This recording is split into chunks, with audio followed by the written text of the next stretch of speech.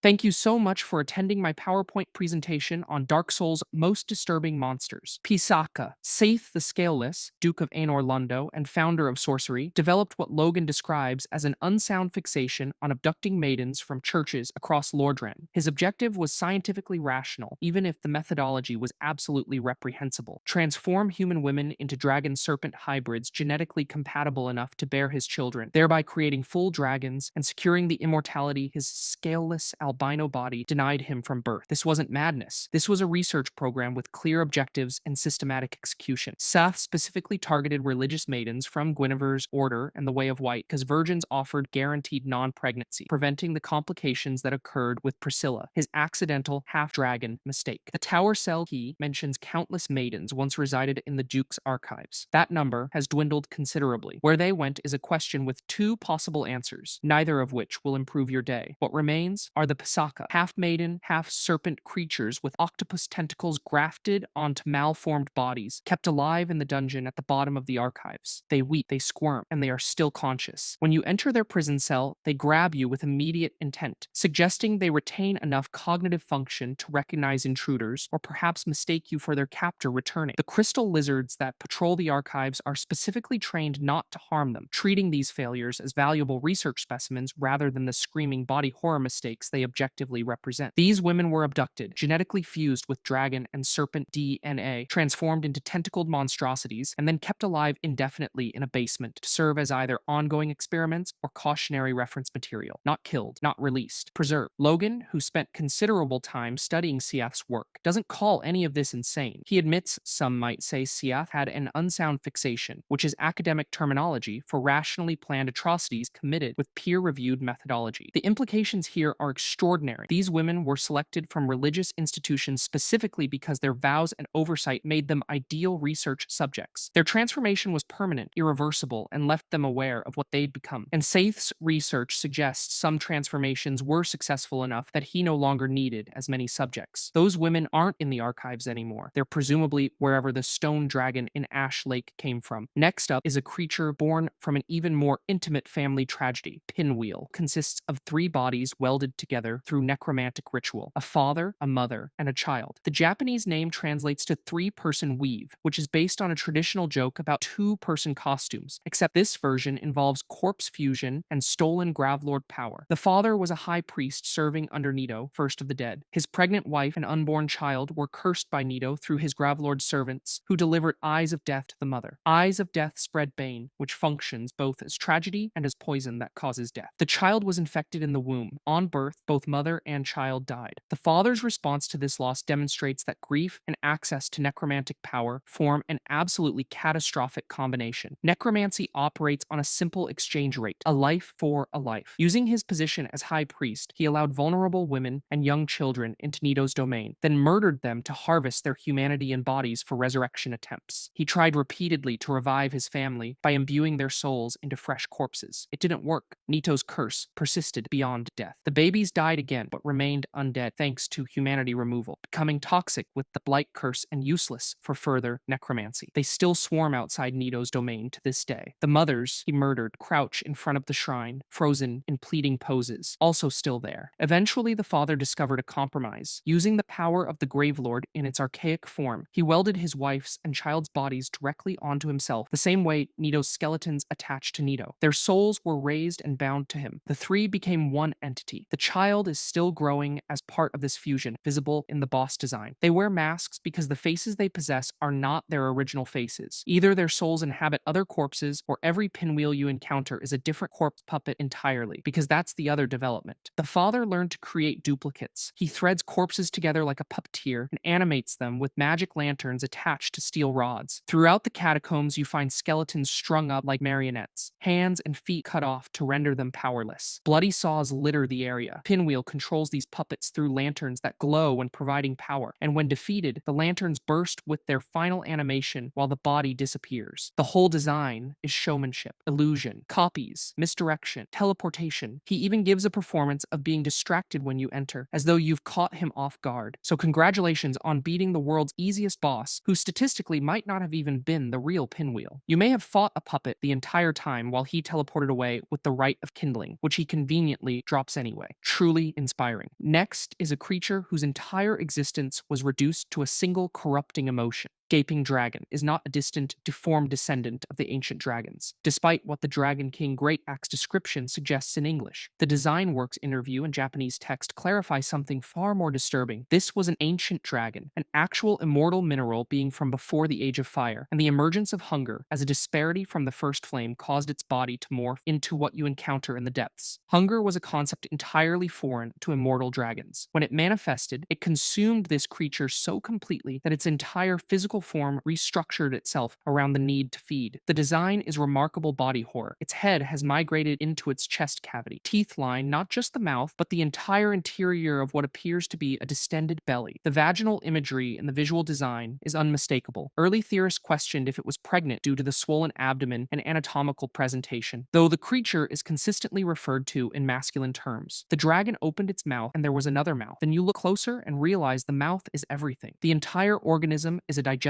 system with vestigial dragon parts attached. Seath, the scaleless, stations a channeler permanently in the depths to protect this creature, which speaks to its value. The gaping dragon represents the closest genetic relative to the ancient dragons available for study aside from Seath himself. When you fight it, the channeler doesn't just attack you, it buffs the dragon, actively participating in its preservation. This implies ongoing research interest. Seath didn't abandon this specimen. He maintains active protection protocols for a creature that has been reduced to an eating-vomiting cycle in the sewers of Lordran. Consider the implications. This dragon has existed in this state for thousands of years. It lives in a location called the Depths, which is populated by approximately 3 rats, some hollows, and the occasional undead who gets lost on the way to Blighttown. Where it sources sufficient meals to sustain a body of that size, I'll never fully understand. The curse is that it can never be satisfied. Hunger, as an emergent property of disparity, doesn't operate on logic. The dragon is functionally starving forever, despite constantly eating. Its distended belly suggests perpetual fullness, while its behavior indicates perpetual emptiness. It's trapped between Blighttown below, which requires a key to access from this direction, and the depths above, which requires navigating an entire sewer system full of curse-inflicting basilisks. This makes it simultaneously isolated and preserved. Seath ensures nothing disturbs his specimen. You are the variable he didn't account for, which is frankly embarrassing for someone who founded sorcery. Next is a form of life that really redefines what we mean by parasitic relationship. E.g. Wu bearers. The Chaos Flame produces parasitic life because the Chaos Flame itself is parasitic. Created from a fragment of the first flame, the Chaos Flame exists in a dependent relationship with true life, unable to sustain itself independently. Therefore, the beings it creates maintain that same parasitic relationship with living hosts. The first flame brought life. The Chaos Flame brings life that feeds on life. This is philosophically consistent and biologically horrifying. Cut content reveals a creature called the Brain Bug, which appears to represent several developmental stages of parasitic fusion that eventually result in the crag spiders you encounter in Blighttown. The Japanese name for crag spiders translates to chaotic sick person, confirming these are people who have fused with chaos parasites. The egg vermifuge item description states that egg bearers have chosen to serve the flame of chaos, which introduces fascinating questions about informed consent when one party is a brain-altering parasite. The infection process begins with what the cut content item describes as a slight itch on the head, truly the most ominous itch in gaming history. An egg is implanted by a parasite bearing eggs on its back, and soon the parasite begins siphoning the souls of slain enemies. Over time, it fuses with the host until they work together as one creature. This is not a Kwaisu transformation. You remain conscious during the slow process of becoming something else. The nightmare begins with a slight itch, and it continues with the gradual realization that the itch is never going to stop because the itch is now part of your consciousness. You can become infected yourself. This is not a cutscene event. This is player-accessible body horror. Angie, himself an egg bearer, will congratulate you for hosting a parasite, as though you've achieved some milestone worth celebrating. Nothing says healthy life choices like voluntarily letting a brain bug merge with your consciousness and siphon your collected souls. The Fair Lady, one of the daughters of Chaos, has eggs inside her body. When she mistakes you for her sister Quilana, she says, "Sister, it hurts. The eggs have gone still. I fear it may be too late. I'm so sorry, dear sister." She's not horrified by the eggs. She's mourning their potential death. She wants more demons to be born. The Sisters of Chaos themselves are parasitic parasitically fused, half spider, half witch amalgamations created when they elected of their own free will to merge with special parasites the Chaos Flame produced. This raises the central question of choice versus addiction. The Witch of Izalith's relationship with Chaos Flame is described as addiction to chaos, and the concept of engulfment appears to be emotional and psychological rather than purely physical. Whether the Egg Bearers and Sisters of Chaos chose this fate or were overcome by something that rewrites what choice means as a distinction, the lore deliberately refuses to clarify. Congratulations, you've achieved symbiosis with a chaos demon. Your mother must be so proud. Moving on to creatures whose bodies were repurposed as eternal torture devices. Bone wheels. The bone wheels are skeletons strapped to spiked torture wheels and animated through Pinwheel's necromancy. Throughout the catacombs, you find skeletons with their hands and feet surgically removed, strung up like marionettes on steel rods, waiting for reanimation. Bloody saws litter the area, confirming the removal process was conducted on site. The implication is that these were living people who had their extremities cut off before being bound to torture wheels and converted into eternal undead warriors. Whoever thought I'll strap a skeleton to a wheel of spikes and make it roll forever was solving a problem nobody had, but the solution is remarkably effective. These creatures roll at you with impossible speed and precision. They possess infinite stamina, cannot be stopped mid-roll, and will pursue you through narrow corridors with tactical awareness that would shame most military strategists. The wheels themselves appear to have been tools for subduing prisoners. The description of similar implements in Dark Souls describes them as being for subduing and preparing live catches. Preparing for what is a question the lore answers with Pinwheel's operations, harvesting humanity from murdered women and children. The reanimation is indefinite unless you're wielding a divine weapon, which is information Domhnall of Xena helpfully provides if you've made a purchase from him. Without divine damage, these skeletons reassemble after being destroyed, meaning they will roll at you forever. They can't rest. They can't stop. Their entire existence is rolling through the catacombs looking for intruders to pulverize. And they work in groups, often spawning in multiples in corridors barely wide enough to dodge one, let alone three approaching from different angles. The game gives you audio cues. You can hear them coming. That distinctive rattling roll echoes through the stone passages well before they arrive. This is not mercy. This is psychological warfare. You know they're coming. You know you're in a narrow hallway. You know that dodging requires frame-perfect timing. And you know that if you mess up, you're going to get stun-locked into oblivion by a skeleton that has one move. One. And yet, here you are, dead again. The extraordinarily disturbing aspect is that something with no hands demonstrates better manual dexterity than you. They navigate corners with precision, adjust their trajectories mid-pursuit, and demonstrate an understanding of pincer tactics that suggests retained intelligence. These aren't mindless undead. These are animated corpses that remember how to hunt. The steel rods through their handless arms connect to Pinwheel's puppeteering methodology, where he controls reanimated corpses through magic lanterns. These wheels are his mass-produced soldiers, and they're astonishingly good at their job. These are the consequences of taking the wrong turn in the catacombs. Specifically, any turn. Every turn leads to more of them. The correct path through the catacombs is the path where you don't encounter bone wheels, and that path doesn't exist. From Software made sure of that. Next is a creature born into perpetual suffering through no choice of his own. Ceaseless Discharge. Ceaseless Discharge is the first demon ever born, confirmed by Miyazaki in interviews as predating even the demon Fire Sage. He was born so long ago that the Chaos Flame wasn't yet stable, which is a polite way of saying his mother, the Witch of Izalith, hadn't figured out how to control her new flame and accidentally condemned her son to eternal agony as a proof of concept failure. Being born on fire and staying on fire for thousands of years is technically impressive commitment to a bit, except it wasn't a choice. His entire body is covered in lava that causes constant burning sores, not metaphorical suffering. Actual open wounds perpetually aflame. His sisters, all of them, plural, meaning the complete group was still together at this point, crafted the orange charred ring so the lava wouldn't hurt him as much. This is a touching gesture that also confirms he was conscious and suffering enough that his family felt compelled to intervene with magical pain management. The ring helped. It did not fix the fundamental problem of being a sentient lava creature whose skin is a perpetual chemical burn. He guards an altar in the demon ruins where robes are placed on what he believes is his sister Quilana's corpse. She's not dead. She faked her death to escape Izalith and her family, leaving Ceaseless to mourn her for centuries, while she taught pyromancy to humans in Blighttown. Nothing says family values like staging your own death to avoid your brother who's literally on fire. Quilana claims she pities Ceaseless, which is fascinating because pity apparently doesn't extend to telling him she's alive or visiting even once. Ceaseless doesn't attack you unless you take the robes from the altar. This is important. He's not hostile by default. He's mourning. You have to desecrate what he thinks is his sister's grave for him to react, at which point his whip-like arm extends across the entire chasm to strike you. That arm is one of the longest reaching attacks in the game, implying his body has adapted to enable him to protect the one thing he cares about despite his physical limitations. When you take the orange charred ring, his sores flood the area below with lava. His body is the source of all the lava in that section of Izalith. He's not just suffering, he's geologically significant suffering. The Chaos Ember gets buried in this flood, an ancient blacksmithing art lost because a demon's pain became a natural disaster. The cheese strategy for this fight is to make him fall off a cliff. You grab the robes, run back toward the fog gate, and he leaps after you in rage or desperation. He has no purchase for his massive body on the narrow ledge, hangs there briefly, and when you hit him, he loses his grip and falls into the chasm below. His entire existence is suffering, which makes it hilarious that you can just make him fall off a cliff like Scar betraying Mufasa. The difference is, Ceaseless never did anything wrong except be born at the wrong time to a mother experimenting with flame-based demonology. Unlike his sisters, who elected of their own free will to become spider demons, Ceaseless had no choice. The timing of his birth meant he became this without consent. Quilana is the only sister who pities him, and she pities him enough to fake her death and never return. The rest of his family is either fused with the bed of chaos or actively protecting it. Ceaseless guards a fake corpse alone in the ruins. This is the result of being the first draft. Next is a creature whose career success didn't stop him from indulging in some truly disturbing dietary habits.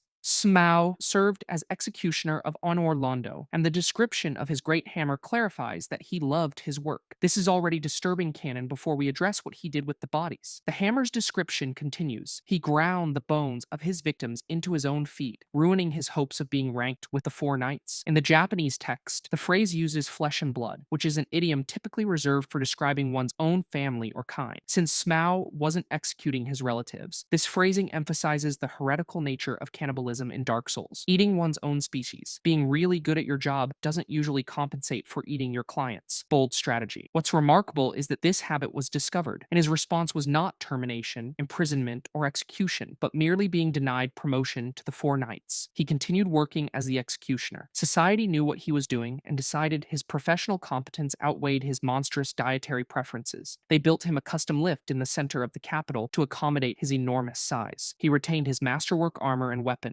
both beautifully crafted and clearly expensive. By Dark Souls 3, we learn he was the last knight to defend Anor Londo, suggesting centuries of loyal service despite the cannibalism issue. How many victims did he consume over a lifespan measured in centuries? The four knights haven't fought together in hundreds of years according to the lore, meaning Smaug has been the executioner for at least that long. Executioners in functioning societies have steady work. The mathematics become grim quickly. If you're keeping someone employed specifically to kill people, and that person eats the people you're having him kill, the supply chain writes itself. During the boss fight, Smaug is described as the eerily gleeful executioner, and you can hear why. He laughs. His voice echoes in the hollow chambers of his armor as he chases you around the cathedral. He destroys pillars without care, pulverizes the architecture, and treats the entire fight as entrainment. When Ornstein falls, Smaug crushes his companion's body without delay to absorb his power. While doing this, he laughs. Ornstein, if you reverse the kill order, gently lays a hand on Smaug's fallen form. Smaug doesn't even notice Ornstein's twitching fingers, which suggest his partner might yet be saved. He just flattens him into paste while laughing. Team building exercises have really declined since the Age of Fire began. The distinction between eerily gleeful and regular gleeful is worth examining. Regular gleeful would be inappropriate for an executioner, but understandable as human emotion. Eerily gleeful suggests something is fundamentally wrong with how he experienced joy. His gleeful nature isn't separate from his work, it's integrated into it. He loves violence, he loves his role, and he loved it enough that eating his victim seemed like a natural extension of the satisfaction. His helmet contains a double illusion for his eyes. The chubby-cheeked face sits too high above his shoulders. Two eye-like parts appear on the bulbous neck. Neither contains his actual eyes. He looks out from behind two slits protected by this deception, suggesting either paranoia or an understanding that people might want to target his weak points specifically. Someone who eats executed criminals while laughing probably makes enemies. Frampt, the primordial serpent who trades items for souls, gives only one soul for Smaug's equipment. He does this for only two characters in the entire game, Smaug and Seath. Both are connected to acts considered repulsive even by Dark Souls standards. Both were allowed to continue their activities because their utility outweighed their monstrosity. Congratulations, you're so good at murder, they gave you a promotion and a custom elevator. Truly the dream. Next is a creature that represents the ultimate parasitic parasitic relationship and the worst boss fight in the game. Bed of Chaos is what remains of the Witch of Izalith after her engulfment by the chaos flame she created. The Japanese name translates to Nursery of Chaos, which is significantly more accurate to her function than Bed suggests. She's not resting, she's producing. At her core is a parasitic insect fused so completely with her body that you cannot kill her without killing it, and you cannot kill it without killing her. The witch is slumped over in the boss arena, visibly exhausted by the toll this parasite takes. She can live without it, technically, but it costs her everything. A relationship described in the lore as addiction to chaos. The intro cinematic shows the witch surrounded by her daughters during what appears to be the ritual that created the chaos flame. Two daughters hold distinctive staves on either side of her, staves you only see in one other location, the Bed of Chaos boss fight. This implies those daughters are part of the entity you're fighting, their bodies incorporated into the mass of wood and flame. Whether they were consumed during the initial creation or volunteered later is unclear, but their presence suggests this transformation was either a group project or a family tragedy, depending on your interpretation of engulfment. The architecture around the Bed of Chaos indicates she's been in this state for centuries. She sits on a throne built specifically to accommodate her transformed body. The arena has an opening at the top where roots descend from above, forming around the boss itself. These roots break through the dome that once protected Izalith, cracking it open and causing the ceiling to collapse. Outside the dome are roots. Inside the city are branches. They meet in the lava lake where you can clearly see both directions collide. The Bed of Chaos is parasitic on a scale that affects geology. She's feeding off something larger, and that something is an arch tree above, possibly the same primordial structures that form the bedrock of the world, or possibly your patience. She attempted to recreate the first flame in order to challenge the supremacy of Gwyn's lords. Instead, she created the first pain. Her chaos flame produces parasitic life that must fuse with living hosts to survive. Demons, egg bearers, her own daughters transformed into spider witch hybrids, all products of this nursery that continues operating to the present day. The fair lady still tends to eggs. The Bed of Chaos still creates potential demon life. The system hasn't stopped. It just became culturally normalized as the demons established their own hierarchy, religion, and civilization in the ruins. From Software designed this lore with remarkable depth and care, then designed the boss fight like they were trying to win a bet about how frustrating a single encounter could be. The mother of all demons is also the mother of all tedious game design. You run to one side, destroy an orb, get knocked into a pit by tree branch swipes. You run to the other side, destroy another orb, get knocked into a pit by different tree branch swipes. Then you make a jump that requires understanding the exact collision detection on a tree root while branches sweep you off mid-leap. 3 attempts, 2 jumps, 1 grab at a glowing bug. Truly the pinnacle of Souls gameplay. The relationship between the witch and the parasite represents the ultimate expression of Chaos Flame philosophy. She created something she thought she could control. It consumed her. Now she serves it by producing more parasitic life, and that life seeks hosts to continue the cycle. Whether this was her intention or the consequence of addiction and obsession is a distinction the lore deliberately refuses to clarify. The architecture suggests deliberate design. The exhaustion on her slumped form suggests she's trapped. Both can be true. That's the horror. In conclusion, Dark Souls monsters are horrifying amalgamations of body horror, tragic backstories, and questionable biology, and you should absolutely play it. If you enjoyed this PowerPoint presentation, I made others, and you should absolutely check them out. Peace on planet Earth.